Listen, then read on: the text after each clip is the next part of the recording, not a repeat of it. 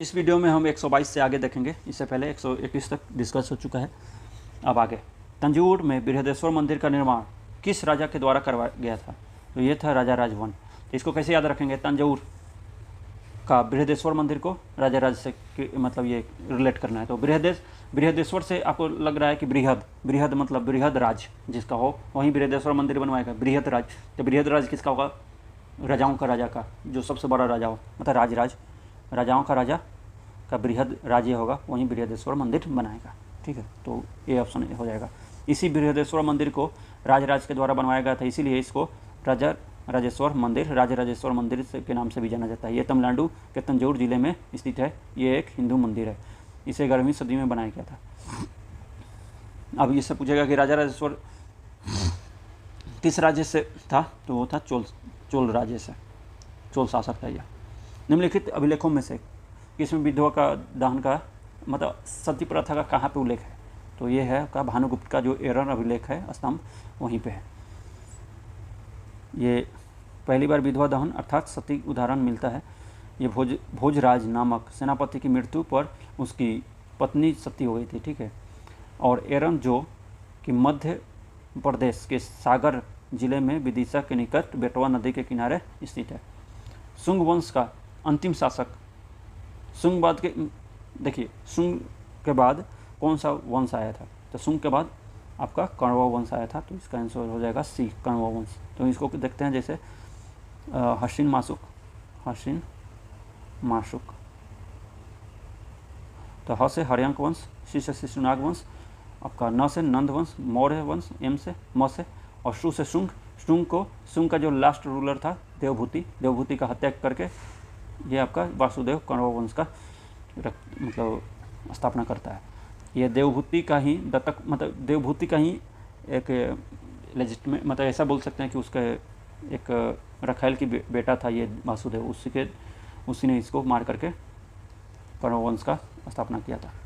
ऐसा चलता रहता है शुरू मतलब एंशिएंट इंडिया में। राजा खारवेल का नाम जुड़ा हुआ है, तो वह आपका हाथी गुम्फा अभिलेख से। हाथी गुम्फा का आपको रिलेट करना है खारवेल से। तो हाथी जो रहता है हमेशा खारा रहता है, क्योंकि हमेशा वो उसको बैठते हुए जल्दी नहीं देखेंगे, क्योंकि एक बार बैठ जाएगा तो फिर उठ नहीं पाता जल्दी, इसलिए हाथी हमेशा खारा रहता है। तो हाथी खारवेल। कलिंग के चेदी शासक खारवेल, ये जो है कि अब आपसे पूछेगा कि ये जो आपका हाथी गुम्फा अभिलेख है कहाँ पे है? तो उदयगिरी पहाड़ी पे है स्थित। उदयगिरी कहाँ पे है? तो ये भी बताना होगा। तो भुवनेश्वर में है, उड़ीसा के भुवनेश्वर में। और ये जो है इतिहास जानने का सबसे बड़ा स्रोत है खारवेल का। आगे है कि आपका किस गुप्त शासक ने अपने बड़े भाई की हत्या करके सत्ता प्राप्त की थी? तो वो था आपका चंद्रगुप्त द्वितीय को ही विक्रमादित्य का उपाधि दिया गया था।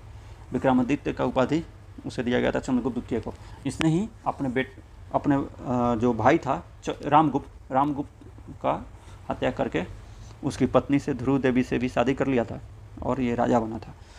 तो इसको क्यों मारा था? तो देखिए, जब आक्रमण हुआ था शकों का जब आक्रमण हुआ था तो वो विरोध को झेल नहीं पाया था, जिसके कारण वो कायर निकला रामगुप्त, जिसके कारण चंद्रगुप्त मौर्य उसको मार करके और अपना राजा बन जाता है और उसकी विधवा जो थी उससे शादी भी कर लेता है।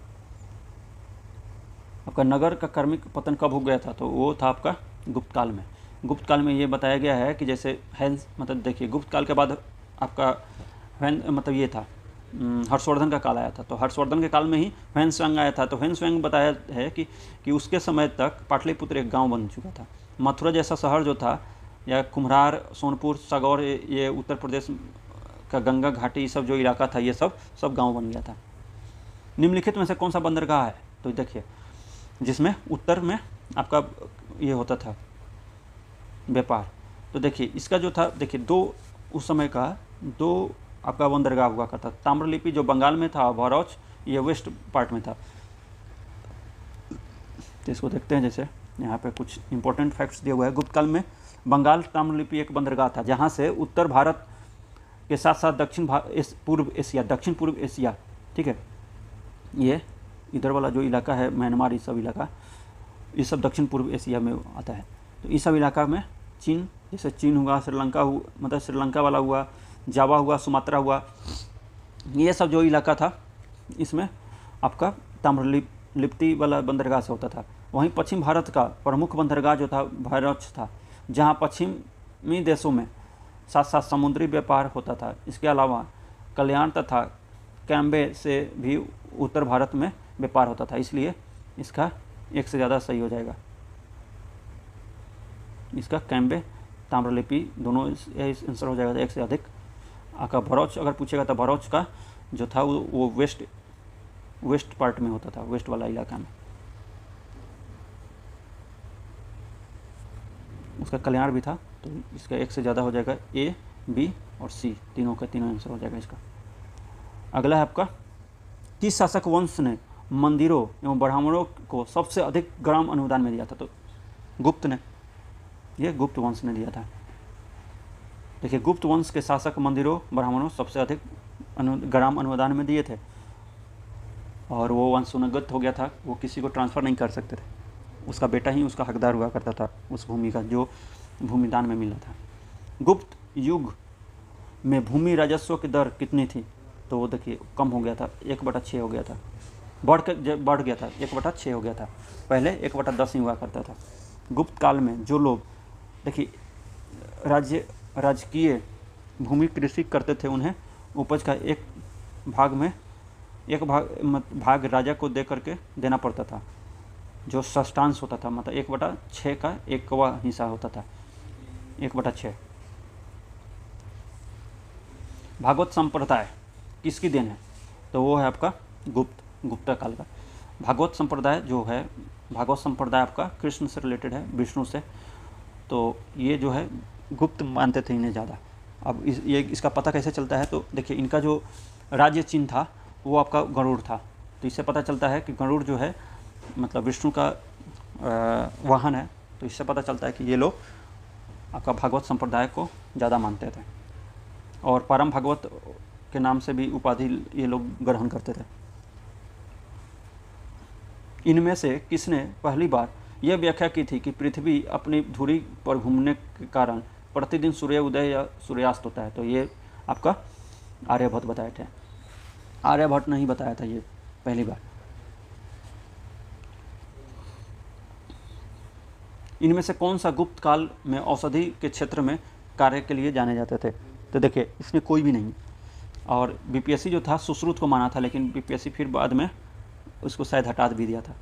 तो सुश्रुत गुप्त काल के लिए माना था, लेकिन ये सही नहीं होगा, क्योंकि ये जो था ईसा पूर्व का बात है, और 275 AD में श्रीगुप्त ने गुप्त काल का मतलब स्थापना किया था। तो ये AD मतलब 0 के बाद का है, मतलब क्राइस्ट के जन्म के बाद का बात है। और ये जो थे सुश्रुत, वो 600 ईसा पूर्व के समय का बात था सुश्रुत का, इसलिए इसका आंसर ई हो जाएगा। एक मतलब इनमें से कोई नहीं। वर्धन राजवंश की स्थापना किसने की थी? तो वर्धन का आपका पुष्यभूति ने किए थे। बाणभट्ट की रचना हर्षचरित्र के अनुसार, बाणभट्ट हर्षचरित्र आपको मालूम ही होगा। वर्धन वंश का स्थापना जो था आपका पुष्यभूति नामक व्यक्ति ने किया था, थानेश्वर राजधानी था उसका। हर्षवर्धन इस वंश का सबसे महान शासक हुआ था।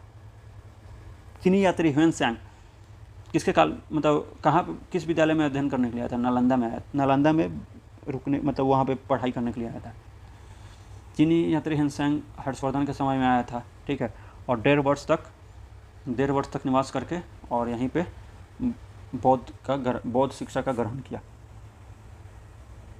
ह्वेनसांग के भारत यात्रा के समय सूती कपड़ों का उत्पादन के लिए सबसे प्रसिद्ध नगर कौन था? तो वो था मथुरा। मथुरा में उसने बताया था कि मथुरा में एकदम उत्तम क्वालिटी का सूती वस्त्र मतलब बनता था, वहीं यहाँ पे दिया हुआ है।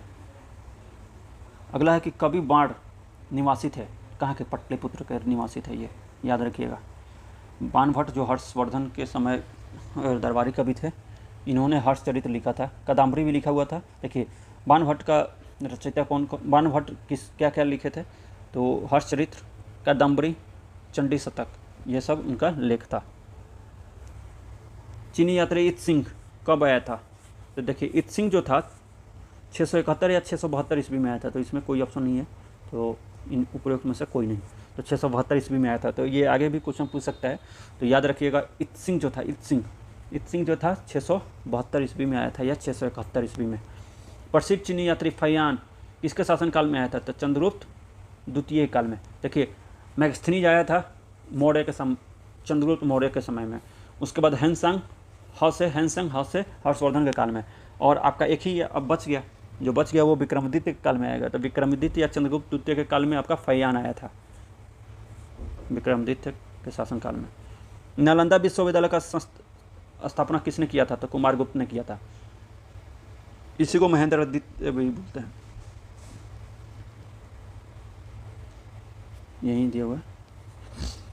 नालंदा विश्वविद्यालय के विनाश के कारण कौन थे? मुस्लिम, बख्तियार खिलजी। विक्रमशिला विश्वविद्यालय किनके द्वारा स्थापित किया गया था? तो धर्मपाल के द्वारा। यह धर्मपाल के द्वारा विक्रमशिला किया गया था। यह भागलपुर में स्थित है। आपका ताम्रपत्र लेख दर्शाता है कि प्राचीन काल में बिहार के राजाओं का संपर्क था कहाँ से? तो जावा और सुमात्रा से। देखिए उसमें बताया गया है कि उस लेख में बताया गया है जो कि देवपाल के पालवंशी शासक देवपाल बौद्ध मत अनुयायी था। ठीक है, वो देवपाल जो था वो बौद्ध धर्म को मानता था। उसका लेखों में उसे परम सौगात बोला, मतलब कहा गया है, परम सौगात। और शैलेंद्र वंशी शासक बालपुत्र देव के अनुरोध पर उसने क्या किया था? नालंदा में बौद्ध विहार बनवाने के लिए 5 गांव उसने दान दे दिए थे। किसने? आपका ये देवपाल ने। स्वर्णभूमि का वह राजा कौन था जिसने नालंदा में एक बौद्ध विहार का स्थापना किया था? रख रखाव हेतु दूत द्वारा देवपाल से 5 गांव देने के लिए प्रार्थना की थी। तो वो था आपका बालपुत्र देव। बालपुत्र देव आपका देवपाल को बोला था कि आप मेरे तरफ से 5 गांव नालंदा को मतलब उपहार में दे दीजिए। स्वर्णभूमि वहीं बालपुत्र देव, याद रखिएगा। खजुराहो मंदिर स्थापत्य के निर्माण में सहयोगी थे, तो वो थे चंडेल ने ही खजुराहो मंदिर का स्थापत्य करवाए थे। खजुराहो मंदिर के चंडेल राजाओं के द्वारा ये हुआ था। अब ये भी पूछेगा कि मंदिरों में कंदारिया महादेव का मंदिर सर्वोत्तम है। तो अगर आपसे पूछेगा कि कंदारिया महादेव किसने बनवाया है, तो वो आपका चंडेल शासक ने ही बनवाया है। विक्रमशिला शिक्षा का केंद्र था, जो स्थापक का नाम क्या है? तो वो है आपका धर्मपाल। विक्रमशिला जो भागलपुर में है, उसका जो धर्मपाल शासक था उसने बनवाया था।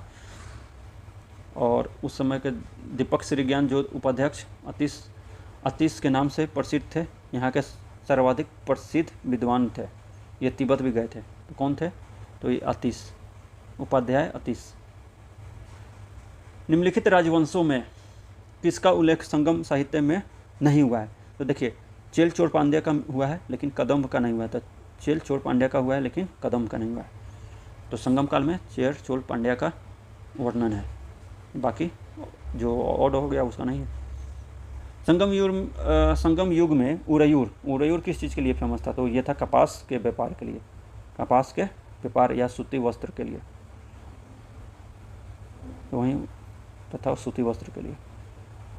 मुद्र राक्षस किसके द्वारा लिखा गया है? तो विशाखदत्त के द्वारा। मुद्र राक्षस विशाखदत्त के द्वारा लिखा गया है। इसमें बताया गया है कि चंद्रगुप्त मौर्य जो थे वो कुलीन मतलब वंश से ताल्लुक़ रखते थे, मतलब वो राजवंश से नहीं थे। वहीं इसमें ये बताया गया। पृथ्वीराज रसो के लेखक कौन है? तो पृथ्वीराज रसो के लेखक चंद्रबरदाई हैं। तो चंद्रवंशी शासक पृथ्वीराज तीसरे को मतलब पृथ्वीराज चौहान बोलते हैं। ठीक है, उनके दरबारी कवि जो थे चंद्रबरदाई थे, जिन्होंने पृथ्वीराज रसो का लेख मतलब लिखा था।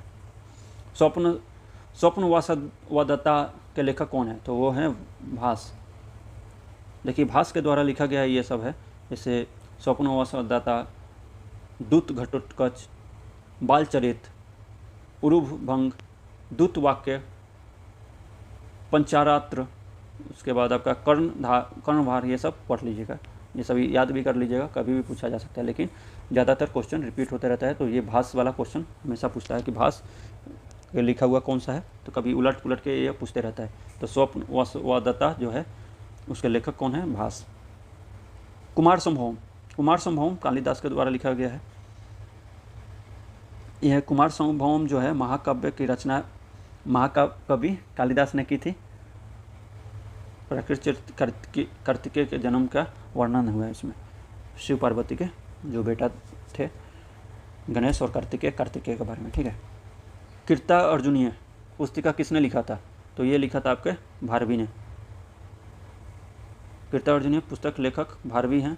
पुस्तक की कथा वस्तु महाभारत से ली गई है। अर्जुन तथा किरत का वेशधारी शिव के बीच युद्ध का वर्णन है उसमें। उस स्रोत का नाम बतलाएं जो प्राचीन भारत व्यापार मार्गों को मौन है। देखिए मिलिंद पन्हो जो है वो नागसेन का मतलब मिलिंद और नागसेन के बीच का जो वार्तालाप है उसको इसमें बताया गया है। बाकी इसमें उसके बारे में, ये व्यापार के बारे में, मार्ग के बारे में कुछ नहीं दिया गया, लेकिन संगम में ये जातक कहानियाँ इस सब में दिया हुआ है। तो बी ऑप्शन हो जाएगा जिसमें मार्ग, व्यापारिक मार्ग वगैरह के बारे में कुछ नहीं बताया गया है, तो इसका बी आंसर हो जाएगा। वहीं यहाँ पे दिया हुआ है कि पाली भाषा में बौद्ध भिक्षु नागसेन द्वारा लिखित मिलिंद पन्हो में हिंद यवन शासक मिनांडर के बीच वार्तालाप है। नागसेन और मिनांडर के बीच में वार्तालाप है। तर्क वितर्क किया गया है। हर्षचरित नामक पुस्तक किसने लिखी थी? तो हर्षचरित बाणभट्ट, सिंपल। अब अगला है कि आपका चोल वंश का संस्थापक कौन था? तो विजयालय थे। विजयालय जो था वो चोल वंश का संस्थापक था, तो ये याद रखिएगा, विजयालय चोल। विद्यालय से आप याद रखिए इसको कि विद्यालय, ठीक है। विद्यालय में हमेशा चोला पहन के आना पड़ता था पहले के युग में। जो पूरा मतलब वो क्या कहते हैं, मर्द जो धोती का होता है वो पूरा चोला पहन करके आना पड़ता था। धोती और ऊपर में कुर्ता लगा लिया जाता था, वो सब पहन करके आना होता था विद्यालय मतलब विद्यालय में। चोल काल किसके लिए प्रसिद्ध था? तो ये था ग्राम पंचायत असेंबली के लिए, मतलब ग्राम पंचायत के लिए, क्योंकि चोल ही ये ग्राम पंचायत के जन्मदाता कहे जाते हैं। अगला है कि मध्यकालीन भारतीय साम्राज्य व्यापक स्तर पर स्थानीय स्वशासन के लिए प्रसिद्ध था। कौन? चोल। अगला है आपका दक्षिण भारतीय मंदिरों के आकर्षक द्वार क्या कहलाते थे? तो वो कहलाते थे गोपुरम। नालंदा विश्वविद्यालय ज्ञान का महान केंद्र था, वो तो बौद्ध धर्म का। वही बता रहा है कि कुमारगुप्त प्रथम ने बौद्ध विहार का दान में दे करके वो वहाँ पे स्थापना करवाया था। और ये कहाँ पे है? तो राजगीर में है, राजगीर के निकट, जो भी दक्षिण बिहार में है अभी। अजातशत्रु का नाम क्या था? अजातशत्रु के वंश का नाम क्या था? तो वो था हर्यक वंश। हर्यक वंश बिंबिसार के द्वारा स्थापना किया गया था और बिंबिसार को हत्या करके अजातशत्रु उसका राजा बना था। वहीं दिया हुआ है अजातशत्रु अपने पिता का ये सब, और बिंबिसार का भी हत्या कर देता है उसका पुत्र जो है उदयन, और यही उदयन वो है जो पाटलिपुत्र में राजगिरी से अपना राजधानी को हस्तांतरित कर लिया था। वे शिक्षक जिनसे बुद्ध ने महानिष्क्रमण के बाद सबसे पहले ज्ञान प्राप्ति का प्रयास किया था, ठीक है। तो देखिए ज्ञान प्राप्ति से पहले वो 2 जगह गए थे, जैसे आपका वो अलार कलाम के पास भी गए थे और रुद्रक रामपुत्र के पास भी गए थे, ताकि कुछ उपदेश मिल सके, लेकिन उनसे संतुष्ट ना होकर के वो जा कर के खुद से अपना तपस्या किए थे, जिसके कारण इन्हें अपना ज्ञान का प्राप्ति हुआ था। बाकी और भी जो डिटेल है वो पहले हम लोग पढ़ चुके हैं। सल्तनत काल में सार्वजनिक वितरण प्रणाली किसने प्रारंभ की थी? तो ये था अलाउद्दीन खिलजी ने प्रारंभ किया था। ये कायदे से तो मिडिएवल इंडिया का है, लेकिन यहीं पे देख लेते हैं, ठीक है। 1565 में कौन सा प्रसिद्ध युद्ध हुआ था? तो ये आपका टालीकोटा का युद्ध हुआ था। 1565 में टालीकोटा के प्रसिद्ध युद्ध बीजापुर, अहमदनगर, गोलकुंडा और बीदर के संयुक्त सेनाओं ने विजयनगर को पराजित किया था इसमें। बाकी सब इम्पोर्टेंट नहीं है। दीन-ए इलाही किसके द्वारा किया गया था? तो दीन-ए इलाही आपका अकबर के द्वारा एक चलाया गया धर्म था, जिसमें क्या हुआ था कि सभी धर्मों का अच्छा चीज़ को उसमें समाहित किया गया था। और वहीं इसका प्रधान पुरोहित जो था अबुल फजल था। ये पूछा जाता है कि इसका प्रधान पुरोहित कौन था? अबुल फजल, और हिंदुओं में केवल बीरबल ही इसको स्वीकार किया था। अष्टप्रधान आपका शिवाजी से रिलेटेड है, शिवाजी का अष्टप्रधान। देखिए इसमें अब ये ज़रूरत होता है। अब इतना दिन से तो अष्टप्रधान क्वेश्चन पूछा हुआ है, अब आगे इसके बारे में पूछा जा सकता है कि अष्टप्रधान में कौन क्या काम करता था, तो इसको आपको जानकारी होना चाहिए। पेशवा का काम क्या था? राजा का प्रधानमंत्री था। पेशवा प्रधानमंत्री को बोलते थे, ठीक है, राजा का प्रधानमंत्री को। अमात्य या मजूमदार किसको बोलते थे? वित्त या राजस्व मंत्री को। वित्त मंत्री या राजस्व मंत्री को मजूमदार बोलते हैं। जैसे अभी भी मजूमदार बहुत लोग अपना टाइटल लगाते हैं, तो उसी समय का देन है। वाकिया, नवीस या मंत्री, ये कौन थे? तो राजा के दैनिक कार्यों तथा दरबार के प्रतिदिन कार्यवाहियों का विवरण रखता था ये। सचिव या शुरू नवीस, ये कौन था? तो ये राजकीय पत्र व्यवहार का कार्य देखता था। सुमंत या दबीर, विदेश मंत्री हुआ करता था। आपका सेनापति या सरे नौबत कौन था? तो सेना की भर्ती करने वाला या संगठन रसद आदि का प्रबंध करने वाला। पंडित राव कौन था? तो विद्वानों और धार्मिक कार्यों के लिए अनुदान का दायित्व निभाने वाला। न्यायाधीश कौन था? मुख्य न्यायाधीश था, ठीक है, ये सब याद रखिएगा। मौर्य वंश का अंतिम शासक कौन था? तो वो था बृहद्रथ। और अंतिम शासक बृहद्रथ का सेनापति जो था पुष्यमित्र शुंग, उसने उसे मार करके और अपना शुंग डायनेस्टी का नींव रखा। अगला है कि वो स्थान जहाँ महावीर ने पूर्ण आध्यात्मिक ज्ञान मतलब कैवल्य ज्ञान प्राप्त किया गया था। तो जनभागी ग्राम, कुंडल ग्राम में अब उनका जन्म हुआ था, अब ठीक है, और यहाँ पे उनको ज्ञान की प्राप्ति हुई थी। जाम्भिकी ग्राम और पावापुरी में उनकी मृत्यु हुई थी।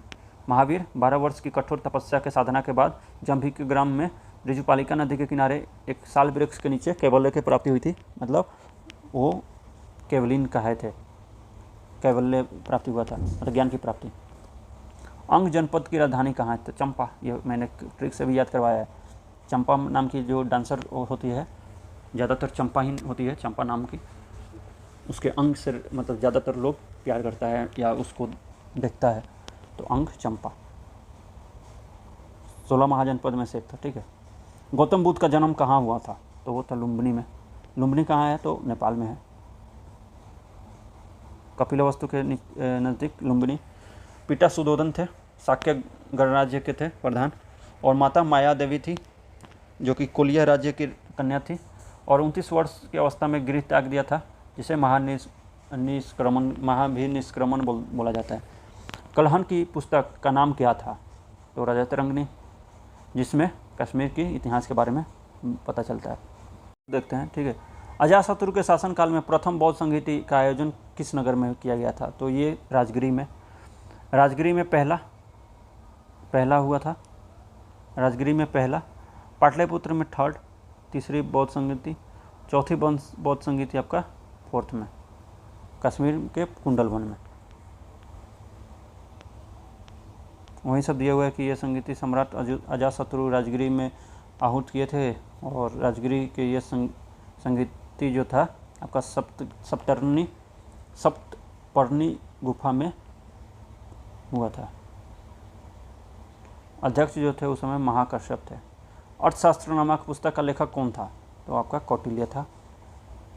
चाणक्य को ही कौटिल्य बोला जाता है, जिसमें सप्तांग सिद्धांत, राजा अमात्य, इस सब के बारे में दिया है। तो सप्तांग सिद्धांत में देख लेते हैं कौन कौन है। राजा, अमात्य, जनपद, दुर्ग, कोश, दंड, मित्र, ये सब आते हैं।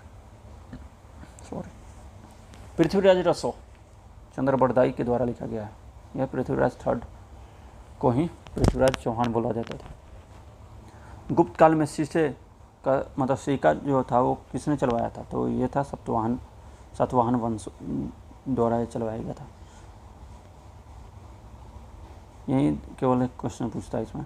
अशोक की नीति के आर्थिक परिणामों के कारण ही मौर्य साम्राज्य का पतन अधिकांश उचित था, ये कौन बोला था? रोमिला थापर का कहना है। प्रसिद्ध इतिहासकार रोमिला थापर ने यह मतलब उनका यह मत है कि अशोक की नीति के आर्थिक परिणामों के कारण ही मौर्य साम्राज्य का पतन हुआ था। रोमिला थापर बोली थी। प्रसिद्ध इलाहाबाद प्रशस्ति किसका है? तो हरिशरण का है। ये हरिशरण का है, प्रयाग प्रशस्ति या इलाहाबाद प्रशस्ति। और हरिसेन ने इलाहाबाद में अशोक स्तंभ पर समुद्रगुप्त के विषय में प्रशासनात्मक वर्णन प्रस्तुत किया है, ठीक है, जिसे प्रयाग प्रशस्ति कहा जाता है।